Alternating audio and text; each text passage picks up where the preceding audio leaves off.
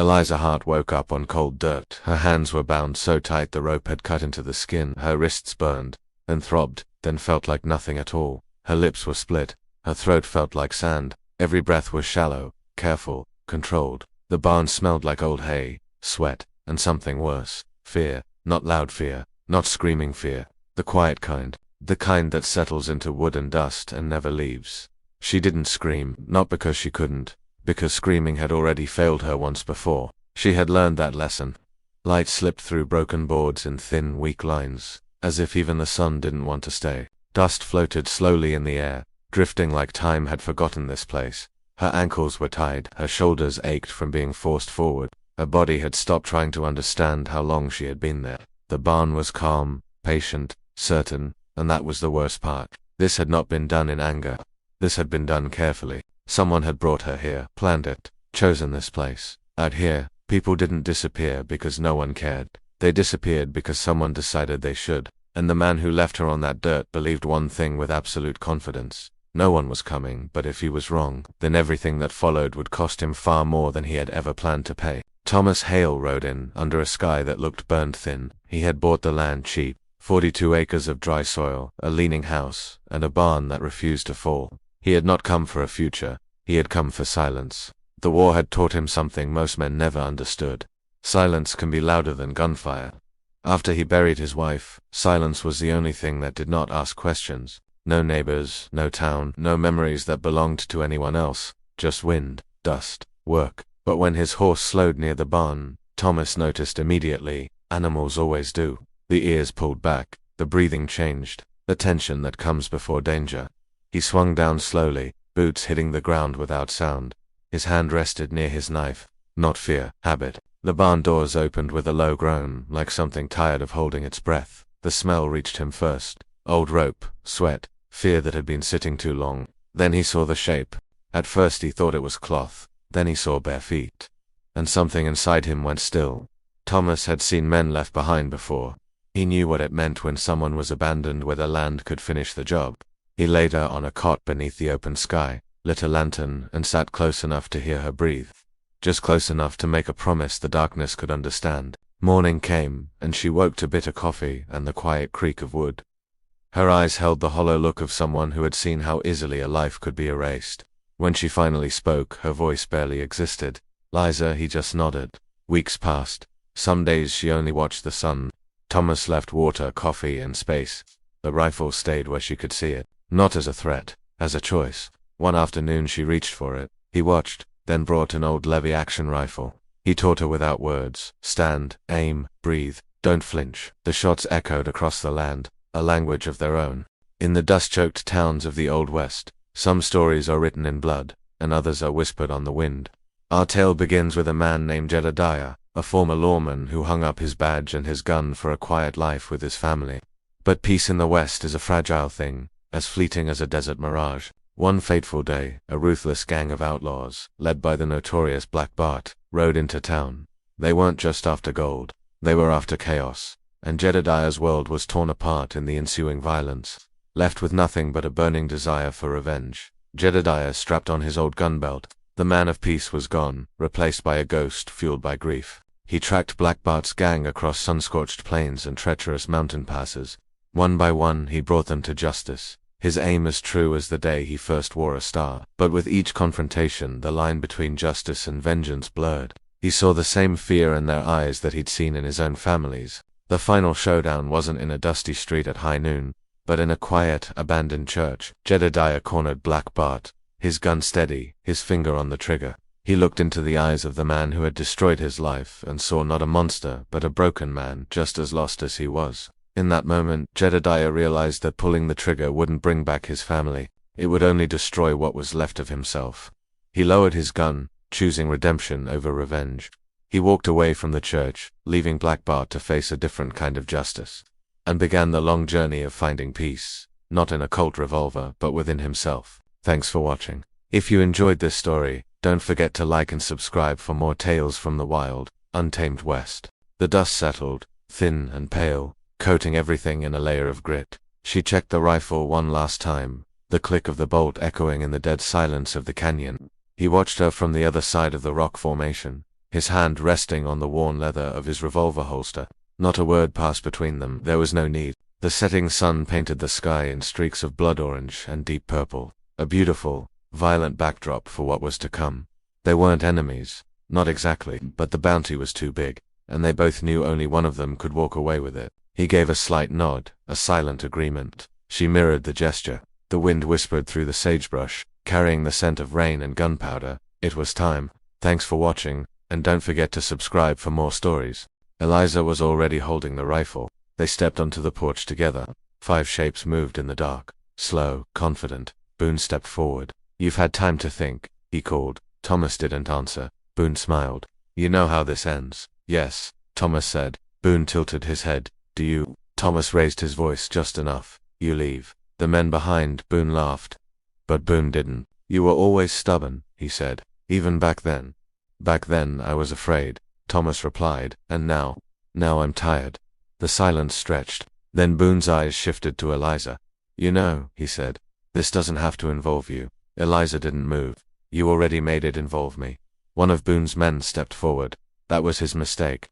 The shot came before he finished the step. He dropped. The others scattered, firing wildly. Thomas moved like the war had never ended. 2 quick shots. Another man fell. The 4th ran. The 5th froze. Boone stood still. The gunfight ended as quickly as it began. Dust settled. Silence returned. Only Boone remained. He looked at Thomas for a long time. "You changed," he said. "Yes." Boone glanced at Eliza. She did too. Eliza kept the rifle steady. Boone exhaled slowly. "You think this ends here?" "Yes," Thomas said. "Why?" "Because you don't want to die tonight." For the first time, Boone smiled for real. "You're right." He stepped back. "Men like us," he said, "we don't get peace. But maybe we get distance." He turned and walked into the dark. For a long time, neither Thomas nor Eliza spoke. Finally, Eliza lowered the rifle. "Will he come back?" "No," Thomas said. "Why not?" "Because he saw the truth, and what's that?"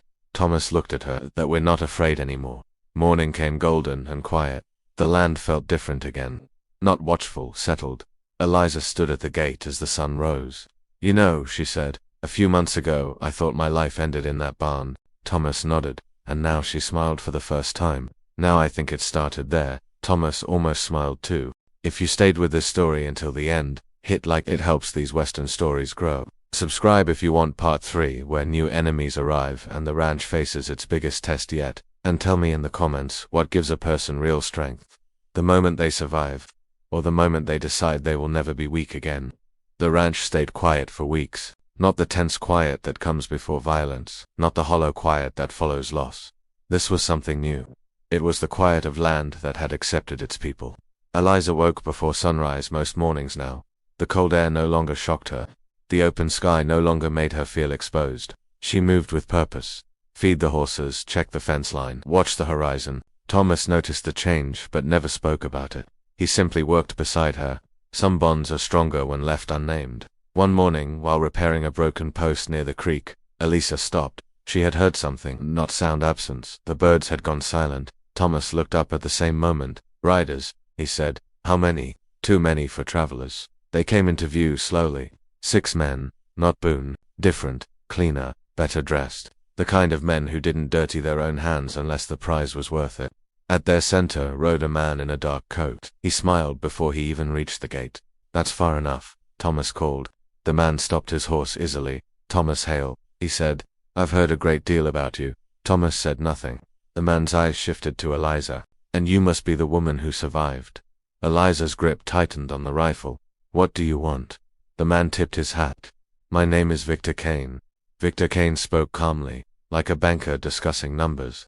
"I represent people with interests in this region. Land, water, trade routes. Your ranch happens to sit in a very valuable location." Thomas leaned slightly. "Not for sale." Victor smiled wider. "I expected that." He gestured toward the land. "You've made quite a reputation, Crowley Boone." "It's impressive." Eliza stepped forward. "If you know all that, then you know how this ends." Victor's eyes lit with amusement. "Oh no," he said. "I don't think you understand. I'm not here to threaten you." "Then leave."